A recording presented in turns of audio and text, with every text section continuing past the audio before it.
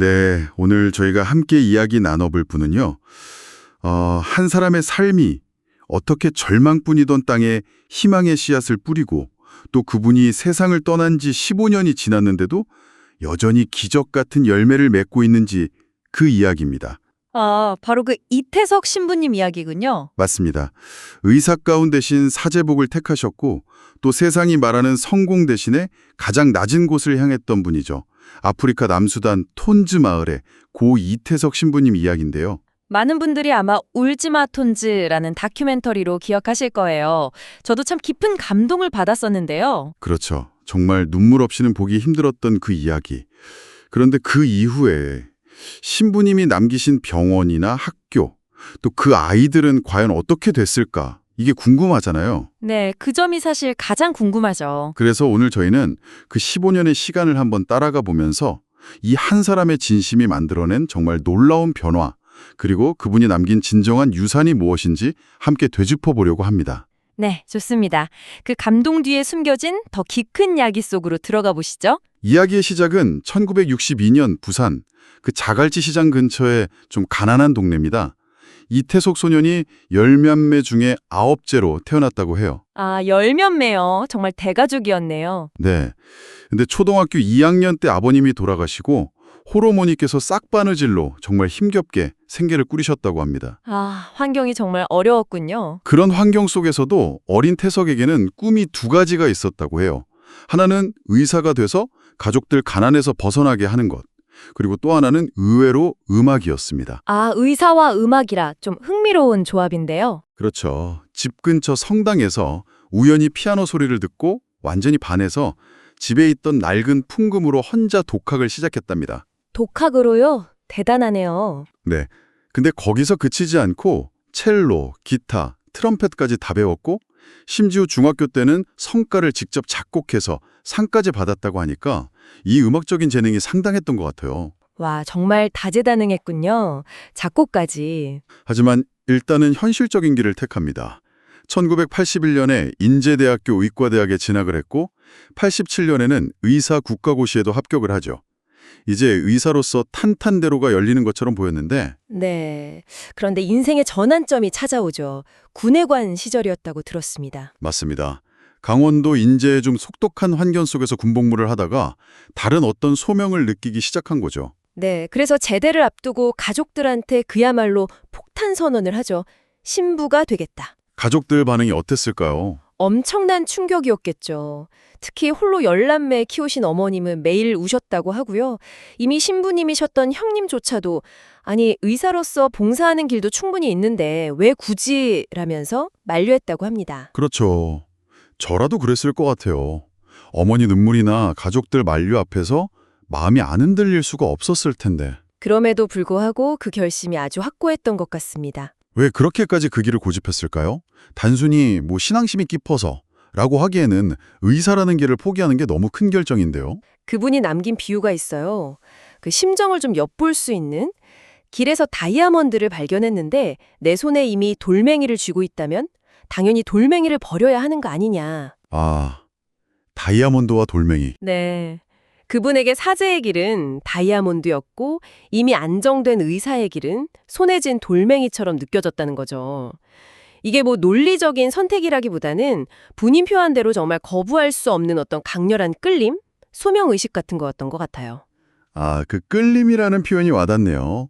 결국 주변의 만류를 다 뿌리치고 1991년 29 나이에 셀레시오 수도회에 입회를 합니다. 네, 이 살레시오 수도회가 또 청소년 교육이나 빈민 선교에 중점을 두는 곳이라 이것도 신부님의 이후 행보와 좀 연결되는 지점이 있죠. 그렇군요.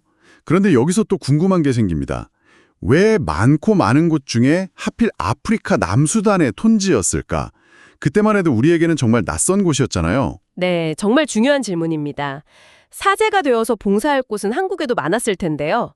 그 계기가 1999년 이탈리아 유학 중에 찾아옵니다. 선교 체험차 케냐에 갔다가 거기서 톤제 출신의 제임스 마잔 신부라는 분을 만나게 돼요. 아, 톤제 사람을 직접 만난 거군요. 그렇죠. 그분을 통해 톤지의 실상을 전해 듣게 된 겁니다. 당시 톤즈, 거기가 어떤 곳이었습니까?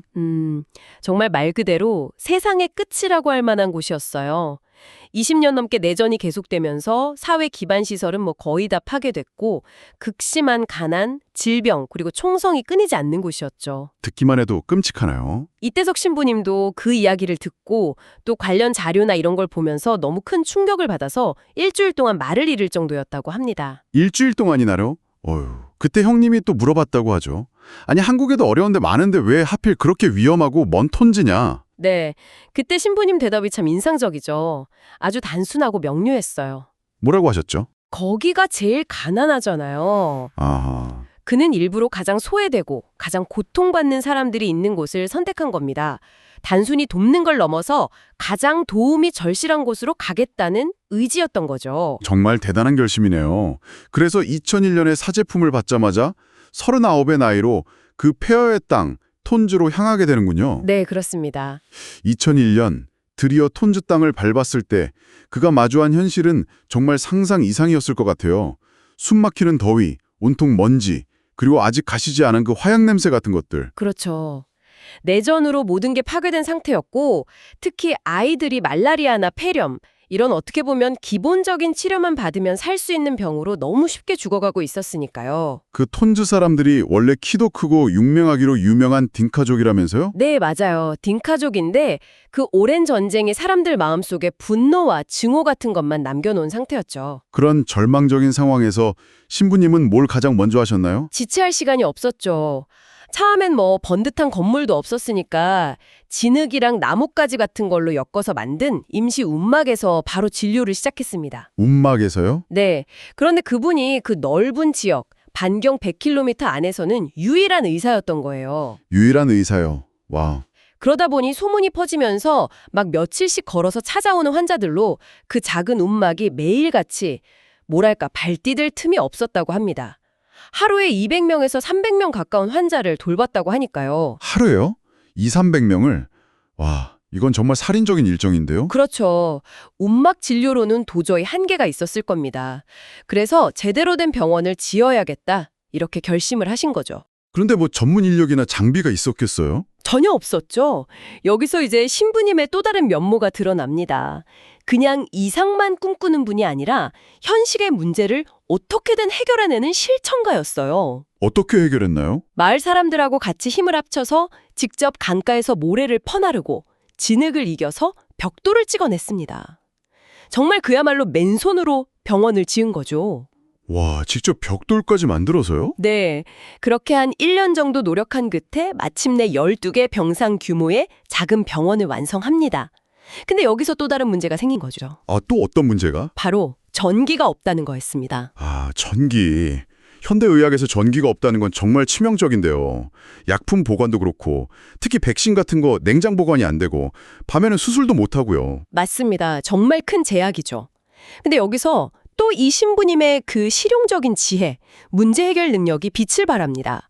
좌절하는 대신에 방법을 찾아요. 어떤 방법이었죠? 한국에 있는 후원자들한테 도움을 요청해서 병원 지붕에 태양열 지별판을 설치한 겁니다. 아, 태양열. 네. 그 덕분에 그 칠흑같이 어두운 톤지에서 유일하게 병원만 밤에도 불을 밝힐 수 있게 된 거죠. 그리고 그 제한된 전기로 딱 한 가지 사치는 부렸다고 표현하는데 그게 바로 약품 보관용 냉장고였습니다. 아, 냉장고. 그게 정말 중요했겠네요. 결정적이었죠. 이 작은 냉장고 하나 덕분에 백신 보관이 가능해졌고 수많은 아이들의 생명을 구할 수 있었던 겁니다. 그리고 그게 단순히 선한 의지만 가진 게 아니라 현실적인 문제를 돌파해내는 그런 집요함, 지혜가 있었던 거죠. 정말 대단합니다. 그런데 신부님의 헌신은 여기서 그치지 않았다고 들었어요. 당시 많은 사람들이 좀 꺼려했던 한센병 환자촌에도 정기적으로 찾아가셨다고요? 네, 그렇습니다. 그리고 더 중요한 건 그냥 방문하는 게 아니라 어떻게 방문했느냐는 거죠. 어떻게 하셨는데요? 보통은 멀리서 그냥 약만 던져주고 가거나 그랬을 텐데 신부님은 직접 그 환자들 앞에 무릎을 꿇고 앉아서 썩어 문드러진 그분들의 발을 직접 닦아주고 상처를 치료해 주셨어요. 아, 직접 무릎 꿇고. 네. 단순히 병만 치료한 게 아니라 그분들의 상처받은 마음, 짓밟혔던 존엄성까지 어루만져 준 거죠. 그중에서도 특히 저는 그 맞춤 신발 이야기가 정말 감동적이더라고요. 아, 네. 맞춤 신발. 그게 참 그렇죠. 한센병 후유증 때문에 발 모양이 뒤틀리고 감각도 잃어버려서 신발을 신기도 어렵고 발에 상처가 나도 잘 몰라서 병이 악화되는 경우가 많았다고 하잖아요. 맞습니다. 기성화를 신을 수가 없었죠. 그래서 신부님이 정말 놀라운 일을 하십니다. 환자 한 명 한 명의 발 모양을 종이에 직접 본을 떴어요. 직접 본을 떠서요. 네. 그리고 그 본을 가지고 세상에 단 하나뿐인 그 사람만을 위한 신발을 직접 망치질하고 가죽 꿰매가면서 만들어 신겨주신 겁니다. 와, 이건 정말 이게 그냥 신발이 아니었던 거죠. 평생 맨발로 고통받고 사회적으로도 격리되었던 그분들에게 당신은 정말 소중한 사람이다. 당신에게 딱 맞는 자리가 있다는 어떤 무언의 메시지, 사랑과 존중 그 자체를 전달한 겁니다. 어쩌면 약이나 수술보다 더 강력한 치료였을지도 몰라요. 그 무릎 꿇는 자세, 따뜻한 손길이요. 아, 정말 그렇네요. 듣기만 해도 마음이. 네. 근데 병원 운영만으로도 정말 눈코 뜰 새 없이 바쁘셨을 텐데 2005년에 남북내전 종식을 위한 평화협정이 딱 체결되니까 신부님이 또 다른 도전을 시작하셨다고요? 네, 맞아요. 어찌 보면 의료 활동하고는 좀 거리가 먼, 약간 엉뚱해 보일 수도 있는 일이었죠. 뭐였죠? 바로 35인조 브라스 밴드를 창단한 겁니다. 브라스 밴드요. 갑자기 왜 음악이었을까요? 여기에도 신부님의 깊은 생각이 담겨 있었어요. 그분은 총상이나 질병 같은 눈에 보이는 상처 너머를 보신 거죠. 전쟁이 남긴 더 짙은 상처, 바로 마음의 병이요. 마음의 병이요? 네. 톤지 아이들 중 상당수가 전쟁고아였어요. 부모가 눈앞에서 죽는 걸 봤거나 심지어 아주 어릴 때부터 총 들고 살인이나 약탈에 내몰렸던 아이들도 있었고요. 마음속에 증오, 복수심, 트라우마 말고는 다른 감정이 들어설 자리가 없었던 거죠. 이런 상처는 약이나 수술로는 치료가 안 되잖아요. 아, 그래서 음악을 통해서 아이들 마음에 기쁨이나 희망을 좀 되찾아주고 싶으셨던 거군요. 정확합니다. 그리고 혼자 총 들고 싸우던 아이들한테 여럿이 같이 소리를 맞추고 화음을 만들어가는 합주의 경험을 통해서 협력이나 조화의 가치를 가르쳐주고 싶었던 거고요. 취지는 정말 좋은데 현실적으로 가능했을까요? 악기는 있었나요? 악보는요? 역시나 현실은 녹록지 않았죠. 악기는커녕 악보 한 장 없는 톤지에서 밴드를 만든다는 건 정말 맨 땅에 헤딩하는 격이었죠, 사실. 그렇죠. 근데 신부님은 포기하지 않았습니다. 또 특교의 그 추진력으로 한국 후원회의 도움을 요청해서 중고 악기들을 기증받았어요. 막 낡고 찌그러진 악기들이 컨테이너에 실려서 톤지에 딱 도착했을 때 아이들 눈빛이 어땠을까 한번 상상해 보세요. 와, 정말 선물 같았겠네요. 그럼 악기는 구했는데 가르치는 건 또 어떻게? 악보도 없고 선생님도 없었을 텐데요. 네, 이 부분이 정말 신부님의 헌신이 놀라운 지점입니다. 낮에는 수백 명 환자 돌보는 의사였잖아요. 근데 밤에는 호롱불 밑에서 작곡가 겸 편곡자가 되신 거예요. 밤에요? 네. 35개나 되는 그 각 악기 파트보를 일일이 손으로 다 그리셨다고 합니다. 35개 파트를요? 손으로? 와, 그리고 아이들한테는 정말 도레미부터 가르치기 시작했고요. 근데 단순히 음악 기술만 가르친 게 아니라 악기를 잘 다루려면 먼저 착한 마음을 가져야 한다 이렇게 강조하면서 음악 교육이랑 인성 교육을 같이 하신 거죠. 함께 연주하는 즐거움을 통해서 서로 배려하고 존중하는 법을 배우게 한 겁니다. 그렇게 해서 마침내 톤지 역사상 최초의 음악회가 열렸겠군요. 네, 그날이 정말 대단한 날이었죠. 연주 실력이야 뭐 당연히 서툴고 엉망진창이었겠지만 그 의미는 정말 남달랐을 겁니다. 어땠을까요? 수십 년 동안 총소리, 울음소리, 비명소리만 가득했던 그 마을에 처음으로 아름다운 악기 소리가 울려 퍼진 거예요. 사람들은 난생 처음 듣는 그 흥겨운 음악에 맞춰서 춤추고 노래하고 또 막 감격해서 눈물 흘리고 그 순간 자체가 온전한 축제였던 거죠. 절망의 땅에 울려 퍼진 희망의 멜로디였달까요? 아, 상상만 해도 좀 뭉클하네요. 음악을 배우던 한 아이가 총이랑 칼을 다 녹여서 악기를 만들고 싶다고 말했다는 이야기도 있더라고요. 네, 그 일화가 참 상징적이죠. 이 음악 교육이 아이들 마음에 어떤 변화를 가져왔는지를 딱 보여주는 것 같아요. 마음속 깊이 박혀있던 증오나 폭력성을 녹이고 그 자리에 평화와 조화의 씨앗을 심어준 거죠. 그래서 톤지 브러스 밴드가 그냥 악단이 아니라 남수단 전체에서도 유일한 희망의 상징 같은 게 된 거군요. 맞습니다. 정말 그랬습니다.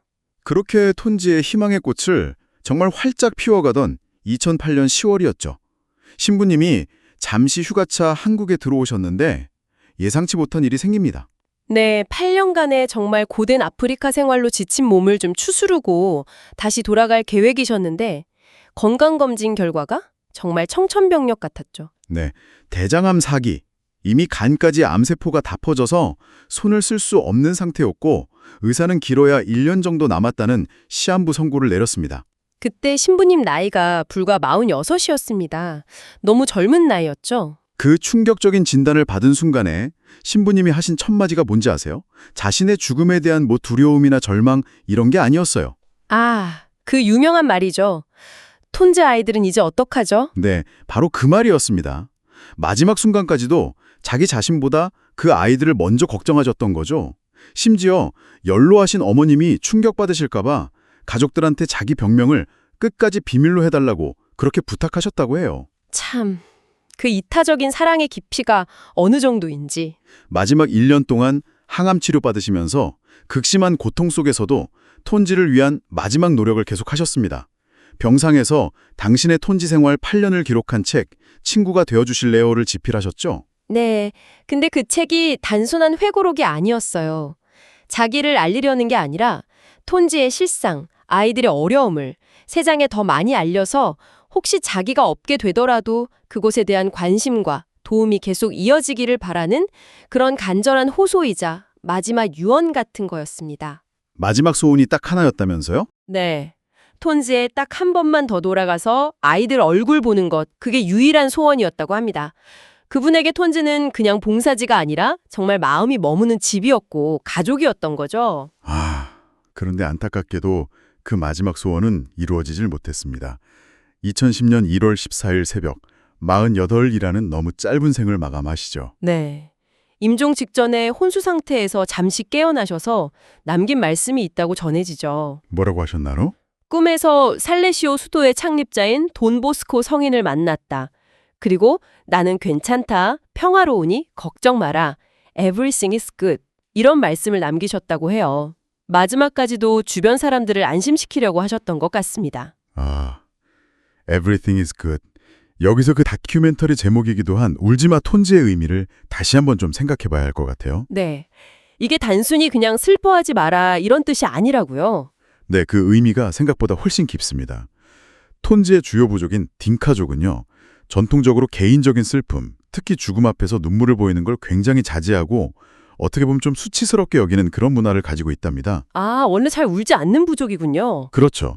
가족이 죽어도 공적인 자리에서는 좀처럼 울지 않는 그런 강인한 전사 부족으로 알려져 있는데 쫄리 신부님, 파더 존리, 신부님 애칭이죠. 애 부고 소식이 톤지에 딱 전해졌을 때 그 강인하다는 딩카족 전사들이 남녀노소 할 것 없이 전부 거리로 뛰쳐나와서 아이처럼 목 놓아 통곡을 했다는 거예요. 자신들의 오랜 문화적인 금기까지 깨뜨릴 만큼 슬퍼했다는 거네요. 바로 그겁니다. 이게 뭘 의미하겠어요. 그들이 이방인이 어떤 이태석 신부님을 얼마나 깊이 사랑하고 정말 가족처럼 여겼는지를 보여주는 가장 강력한 증거인 거죠. 그렇군요. 그래서 울지마 톤지는 울지 마세요라는 위로가 아니라 원래 울지 않는 우리 톤지 사람들이 신부님, 당신을 위해서 이렇게 서럽게 울고 있습니다. 라는 어떻게 보면 세상에서 가장 슬프고 뜨거운 사랑의 고백인 셈입니다. 와, 울지마 톤즈에 그런 깊은 뜻이 있었군요. 이태석 신부님이라는 정말 큰 기둥이 사라진 후에 톤즈는 그럼 어떻게 되었을까요? 많은 사람들이 걱정했을 것 같아요. 신부님이 애써 이런 것들이 다 무너지는 건 아닐까 하고요. 실제로 신부님의 공백으로 인한 혼란이 전혀 없었던 건 아니에요. 하지만 정말 놀랍게도 신부님이 뿌린 씨앗은 죽지 않고 계속 자라나고 있었습니다. 어떻게 그럴 수 있었죠? 핵심은 이거 같아요. 신부님이 단순히 건물이나 시스템만 만든 게 아니라 사람을 키웠다는 점입니다. 아, 사람을 키웠다. 네, 신부님이 세운 학교에서는 먼저 배운 선배들이 선생님이 돼서 후배들을 가르쳤고요. 브라스 밴드 역시 선배 단원들이 지휘봉 잡고 후배들한테 악기 가르치면서 그 명맥을 쭉 이어갔어요. 스스로 돌아갈 힘, 자생력이 생긴 거죠. 와, 그게 정말 중요했네요.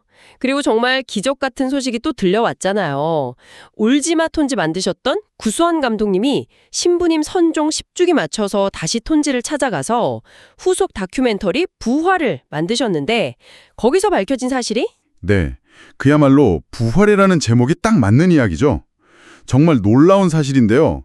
이태석 신부님의 가르침을 직접 받았던 제자들 중에서 무려 50명이 넘는 젊은이들이 의사가 되었거나 아니면 의대에 재학 중이라는 사실이 밝혀진 겁니다. 50명이 넘게요. 한 명의 의사가 떠났는데 네, 한 명의 의사가 세상을 떠났지만 그의 정신을 이어받은 수십 명의 작은 이태석들이 탄생한 거죠. 이야말로 신부님이 남긴 가장 위대한 유산이 아닐까 싶어요. 정말 그렇네요. 그중에서도 특히 우리에게 잘 알려진 두 사람이 있죠. 토마스 타바나콧 그리고 존 마엔 루벤.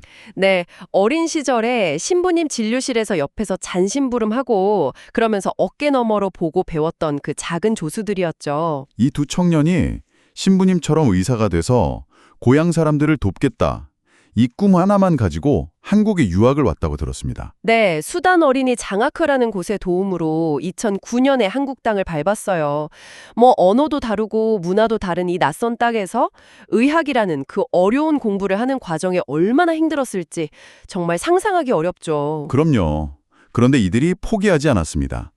그리고 마침내 2012년에 그들의 스승인 이태석 신부님이 졸업했던 바로 그 학교, 인제대학교 의과대학에 나란히 입학하는 쾌거를 이루죠. 네, 정말 대단한 일이었죠. 그리고 더 놀라운 소식은 바로 올해 전해졌습니다. 어떤 소식이었죠? 2024년 2월 이 토마스와 존 두 사람이 마침내 대한민국 전문의 시험에 최종 합격을 했습니다. 와, 전문의까지요. 네, 토마스는 남수단에서 정말 간단한 수술조차 못 받아서 죽어가는 사람들을 살리고 싶다는 그 마음으로 외과 전문의가 됐고요.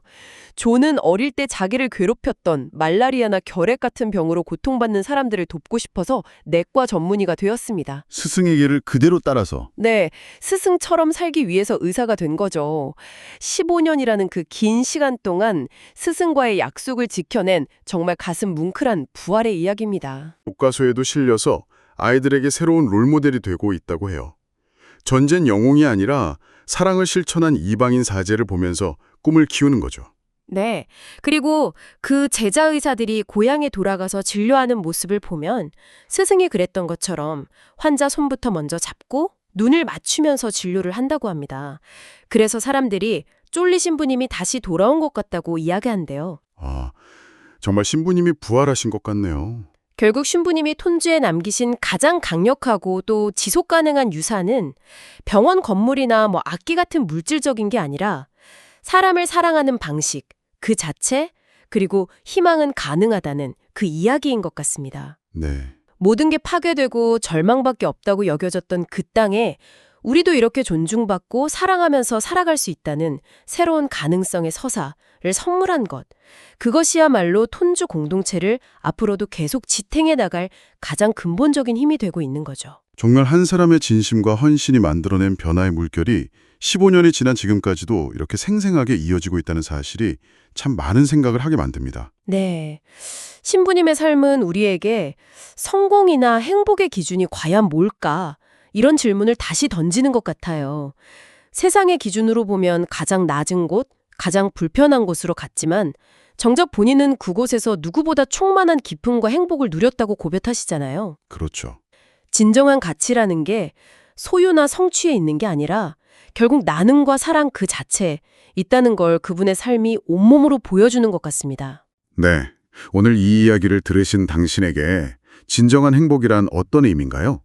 이태석 신부님이 톤주에서 자신의 소명을 발견하고 또 그걸 실천했듯이 혹시 당신의 삶 속에도 관심을 기다리는 작은 톤주 같은 곳이 있지는 않을까요? 네, 거창하지 않아도 좋을 것 같습니다. 맞아요. 오늘 당신 주변의 누군가에게 혹은 어떤 공간에 아주 작은 관심이나 친절의 씨앗 하나를 심어보는 건 어떨까요? 그 작은 시작이 또 어떤 놀라운 이야기로 이어질지는 정말 아무도 예측할 수 없을 겁니다.